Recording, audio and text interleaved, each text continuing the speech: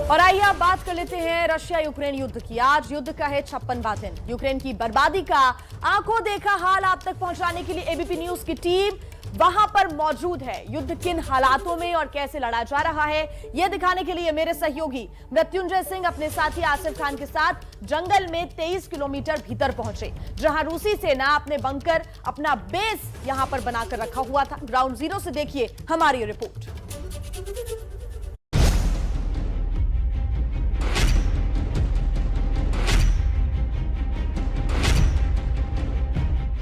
रूस और यूक्रेन के बीच जंग जारी है। दोनों ही तरफ से जबरदस्त गोलाबारी हो रही है। अब रूसी सेना ने यूक्रेन के पूर्वी छोर पर अपने हमलों को तेज कर दिया है। एबीपी न्यूज की टीम यूक्रेन में ग्राउंड जीरो पर मौजूद है। एबीपी न्यूज संवाददाता मृत्युंजय सिंह और वीडियो जर्नलिस्ट आसिफ खान उस जंगल में पहुंचे जहां रूसी सेना ने अपना बंकर और बेस बनाया था।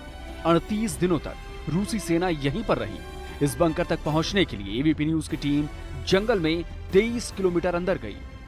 एक जंगल में हम हैं जहां पर रूस की सेना ने अपने बंकर बनाए हुए थे और यहां से यूक्रेनी सेना पर हमला किया था और जगह जगह रूस की सेना के बंकर आपको नजर आएंगे जंगल के बीच में।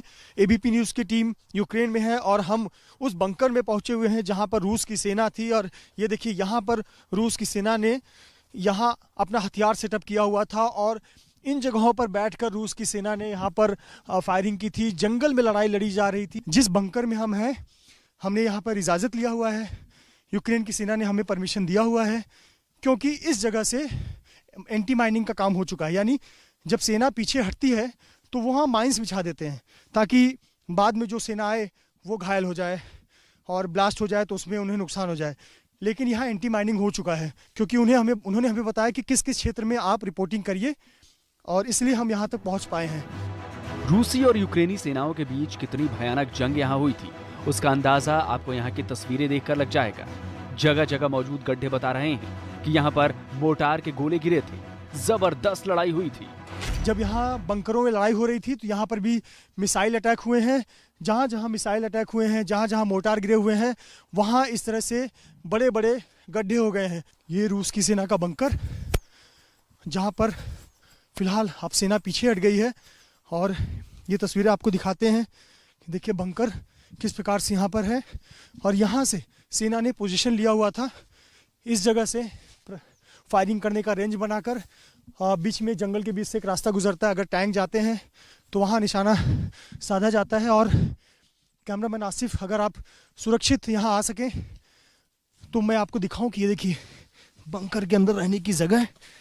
इस जगह पर सेना के लोग यहाँ रहते थे। ये देखिए यहाँ पर बाकायदा यहाँ पर सपोर्ट है, लकड़ी का जैसे घर होते हैं, मजबूत लकड़ी है। ऊपर प्लास्टिक का चद्दर डाला गया है। लगभग 38 दिनों तक थी और 38 दिनों के बाद रूस की सेना यहाँ से निकली है। तो ये देखिए, और बंकर जो बनाया जाता है उसके ऊपर इस प्रकार से झाड़ियाँ रख दी जाती हैं ताकि लगे कि ये एक जंगल का हिस्सा है। हर तरफ युद्ध की गवाही देते हुए सामान पड़े हुए हैं। सड़कों पर टैंकों के निशान अभी तक मौजूद हैं। हथियारों को रखने वाले बक्से पड़े हुए हैं। कई जगहों पर तो मिसाइलें भी पड़ी हुई मिली। इतने बड़े बड़े यहाँ पर रॉकेट यहाँ पर लॉन्च किए गए, हमले किए गए। ये देखिए उसके कुछ हिस्से यहाँ पर पड़े हुए हैं। ये इस प्रकार की मिसाइल यहाँ पर लॉन्च किए गए। दोनों सेनाओं के बीच में यहाँ पर जमकर बमबारी हुई, युद्ध हुआ और इसी की वजह से यहाँ पर काफ़ी ज़्यादा नुकसान हुआ। और जंगल से गुजरने वाला जो इलेक्ट्रिसिटी का सप्लाई था जो कि बड़े शहरों की ओर जाता था, बूचा की तरफ, बोरोदियांका की तरफ, कीव की तरफ, वो सब यहाँ पर नष्ट हो गया। देखिए एक आपको निशान नज़र आएगा, ये टैंकों के और जो मिलिट्री व्हीकल के टायर होते हैं उसके निशान है। तो इससे आप समझिए कि ये जंगल के रास्ते किस प्रकार की लड़ाई लड़ी गई, जंगल के रास्ते कितनी भयावह स्थिति बनी थी। ये देखिए हमें यहाँ पर क्या देखने को मिल रहा है, ये किसी मिसाइल का हिस्सा जो यहाँ पर गिरा हुआ है। और ये देखिए ये हमें इस पर क्या लिखा हुआ है, ये इसमें ज़रूर हथियार आते हैं। हाँ देखिए ये मिसाइल यहाँ धंस गया है, इसे हम हाथ नहीं लगाएंगे। ये मिसाइल यहाँ पर धंस गया है, गड्ढा हो गया है और थोड़ा सा हिस्सा आप देख सकते हैं यहाँ पर मिट्टी में। रूसी सेना ने यहाँ अपने रहने खाने पीने तक का इंतजाम किया हुआ था। सैनिकों के सोने के लिए बिस्तर बने थे।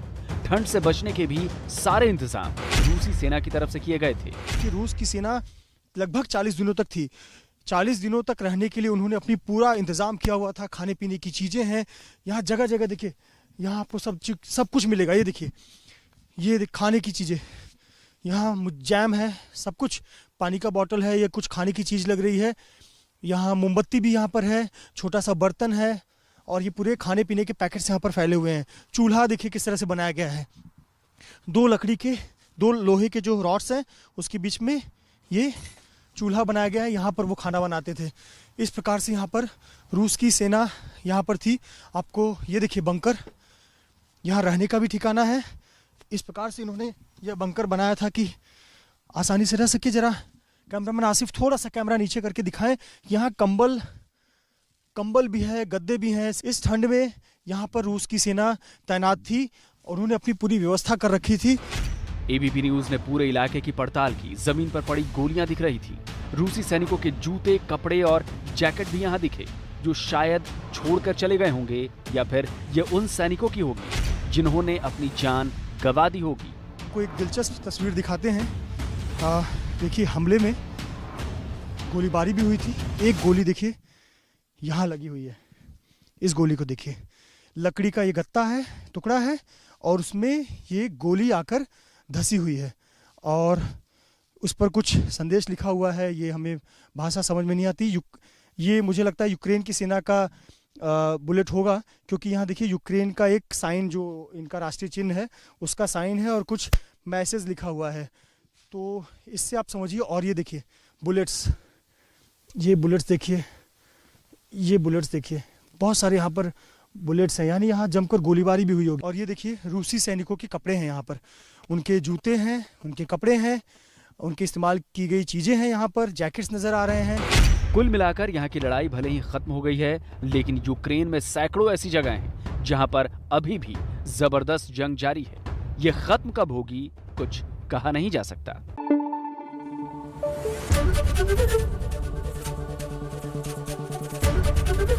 एबीपी न्यूज आपको रखे आगे।